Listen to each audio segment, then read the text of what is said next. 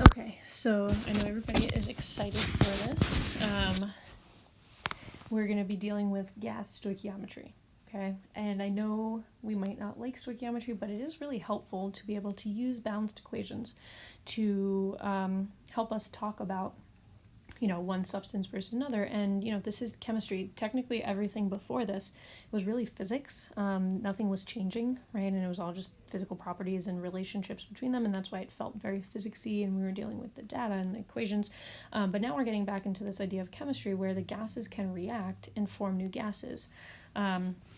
So when we're thinking about gas stoichiometry, like, what do we need in order to do this? And the answer is the balanced chemical equation. Every time we do stoichiometry, we are utilizing this idea that we have a balanced equation between the substances that are reacting. Now, do you need the balanced chemical equation to answer the question?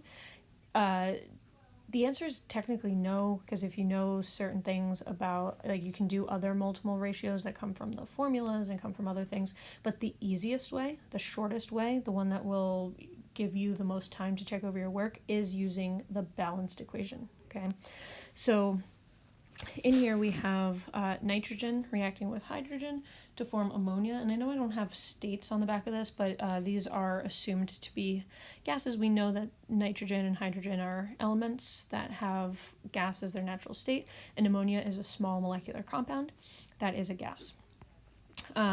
So if we get ourselves to a place where we can answer a question, it says how many liters of hydrogen reacted if 34.08 grams of ammonia are produced, and they give us the reaction conditions of 1 atmosphere and 273.15 Kelvin. So remember, stoichiometry is using balanced equation for multiple ratios.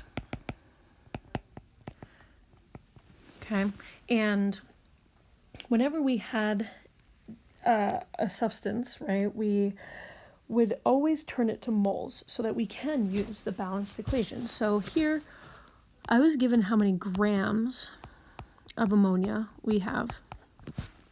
So we're interested in liters of hydrogen, right? So we're looking for liters. And when you're dealing with this, you're like, liters, man, if I'm thinking about dimensional analysis, I really don't have like a liters that goes into something unless I'm talking about density, and that doesn't help me here. But we do have PV equals nRT, right? So if we know the temperature and we know the pressure and we know moles, then we can solve for volume. And what is stoichiometry useful for? Finding multiple ratios, right? And we can utilize it. And if I could just think about, right, if we know the pressure of the reaction, we know the volume, we're interested in the volume of hydrogen. We want the moles of hydrogen. We have R and T. And so in order to answer this question, we need to be talking about, well, if I can find the amount, right, the moles of hydrogen, then we can plug in, and I know the pressure, I know the temperature, R is a constant, then we can find volume. And this is where stoichiometry comes in, right? We can, if I know how many moles of NH3 we have, right, the molar mass is 17.04 for every 1 mole of NH3, and I can directly convert from ammonia to hydrogen using the balanced equation. So for every 2 moles of ammonia that formed, I needed to react 3 moles of hydrogen, right? And why am I getting moles of hydrogen again? Because I'm going to be able to plug it into PV equals nRT, which can then get me volume. So if I do this math, 34.08, yep, nice of me, I did 2 moles. Right, 2 moles of ammonia were made. So therefore 3 moles of hydrogen were used. But I just did stoichiometry for that. So again, the key to it is the balanced equation to find the multiple ratio, and I'm always trying to convert from one substance to another. So in this case, I knew about ammonia, so I could work backwards and figure out how much hydrogen I used in order to create that much ammonia. And once I found out how much hydrogen I have, I can plug it into this equation where pressure is 1 atmosphere. The volume of the hydrogen is going to be equal to the moles of the hydrogen times R times 273.15 over 1 atm. So if we calculate, we get 3 times 273. I got 70.5. 70.5 liters. 3 sig figs, yep, because our pressure is 1 atmosphere. Okay, so gas stoichiometry is the same as regular stoichiometry. We're turning things to moles, and then the only thing that we're adding in is coupling it with gas law. Okay, the purpose of stoichiometry is to be able to convert moles of one thing to moles of another using the balanced equation. So turn things to moles and then figure out, well, this was asking for liters, and the only way I know to get to liters is to do PV equals nRT, and specifically for hydrogen. Okay, so it's still the same old stoichiometry. We just added a tool to our toolbox, right? We got a flathead screwdriver now instead of a Phillips head, right? It's a different tool for a different situation since we're dealing with gases. There are some shortcuts that we can deal with.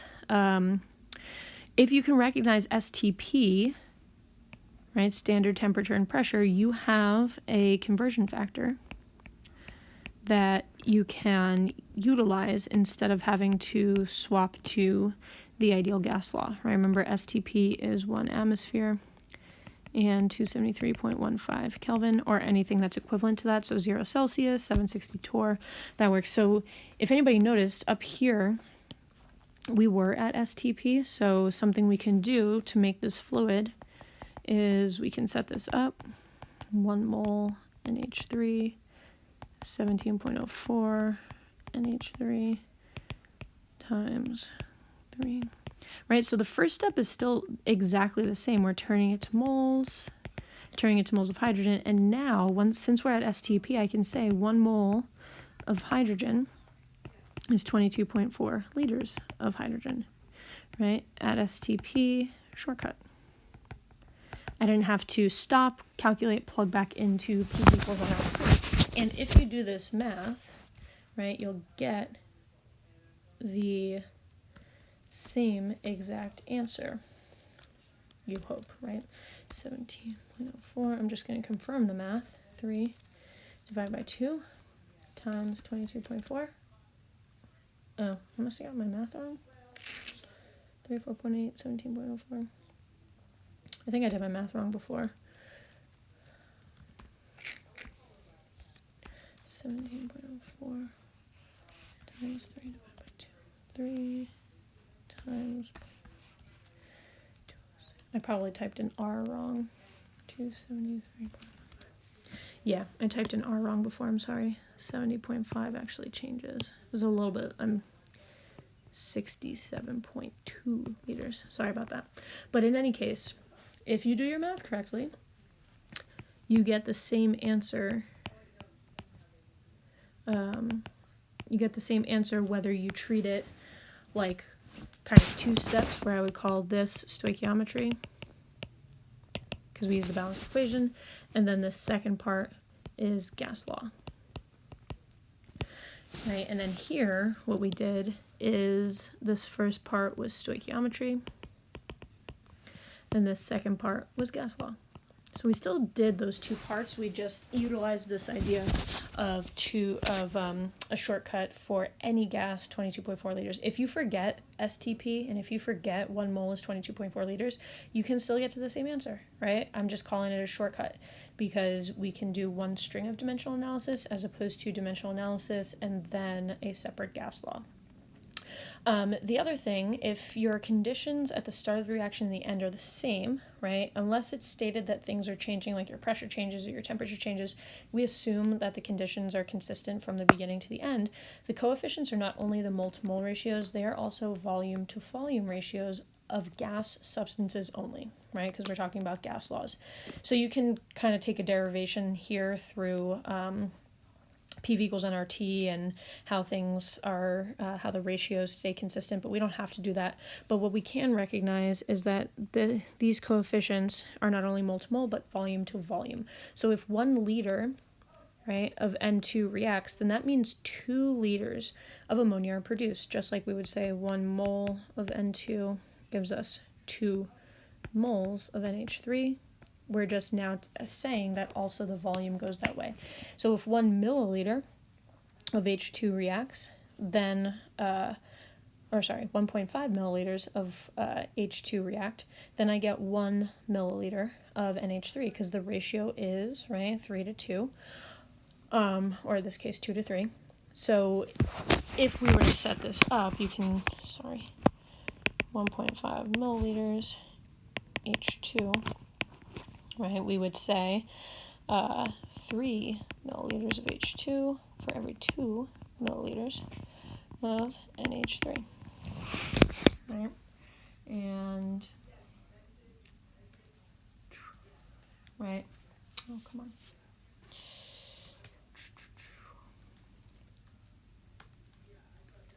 right, so 2/3 of 1.5 is 1, and the cool thing about these ratios is it doesn't have to be liters all the time, right? It's any volume unit. So it doesn't matter that I was just talking about milliliters. As long as my ratio stays the same, right, 2 to 3, then we can say for every 2 milliliters, for every 2 milliliters of NH3, we need 3 milliliters of H2, as long as these units stay the same.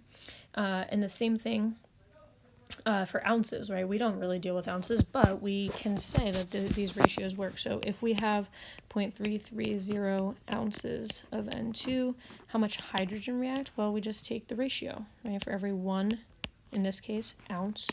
Sorry, that looks weird.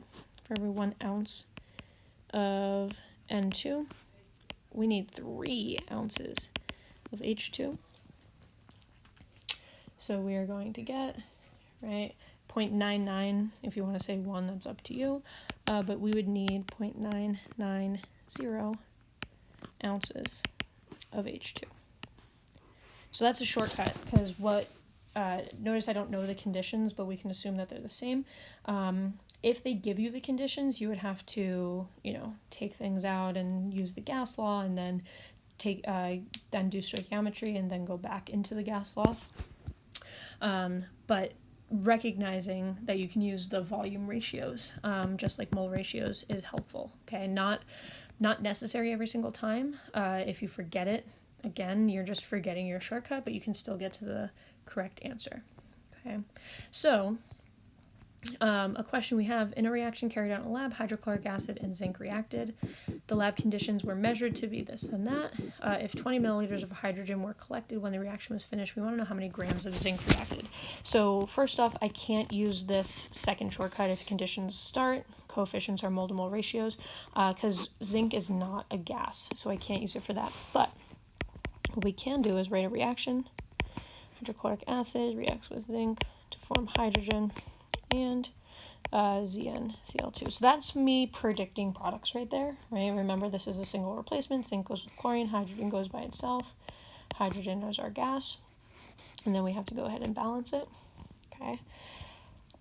So we're building off of the topics that we have been going throughout the entire year. Okay. If the lab conditions were this, if we measured 20.5 milliliters of hydrogen when the reaction finished, we're interested in grams of Zn, right? How many grams of zinc? So we have to have a game plan when we're looking at this, and the only, the way that we can easily get to mass is to figure out how many moles we have, right? So how many moles of zinc reacted, and that's where the stoichiometry comes into play. If I can figure out how many moles of hydrogen I have, then we can go ahead and figure out how much zinc we had. So we have to, right, our game plan is get to moles of hydrogen to get to moles of zinc, right? So I know in order to do that, I would have to go from moles of zinc, and then in order to get there, we need moles of hydrogen. And what I have right now is a volume of hydrogen. So how do we turn volume, temperature, and pressure into moles? Well, we do PV equals nRT, right? So step one, gas law to find moles of H2. Okay, so, right, pressure, volume of H2 equals moles of H2, RT. We are not at standard conditions, so I don't have a shortcut, so I have to go through this. Our pressure, 789, turn that into ATM, so 1.038 ATM times the volume, right, 20.5 turned to liters is 0.0205. R is R, and 35 plus 273, 308.15. That's going to be the moles of H2. So if we go ahead and calculate that, 05 divided by, hopefully I did that right, divided by 308.15. Okay, so we have again, we have a small volume of gas, so we're going to have a small amount of gas. And I would be with 3 significant figures here. Remember, those leading zeros do not count as sig figs, so I'm going to move our plan over here. I'm marking out my sig figs, and this is moles of H2. So remember our game plan. We turned our volume of hydrogen into moles of hydrogen, and then we're going to take our moles of hydrogen and turn it into moles of zinc based on our balanced equation. So for every 1 mole of H2, we need 1 mole of zinc, and then our goal was to turn the moles of zinc into the grams of zinc. So we're going through problem solving and figuring out our 65.38, figuring out our game plan, right? If you're like, I have no idea where to start, well, figure out what you're asking for, grams of zinc.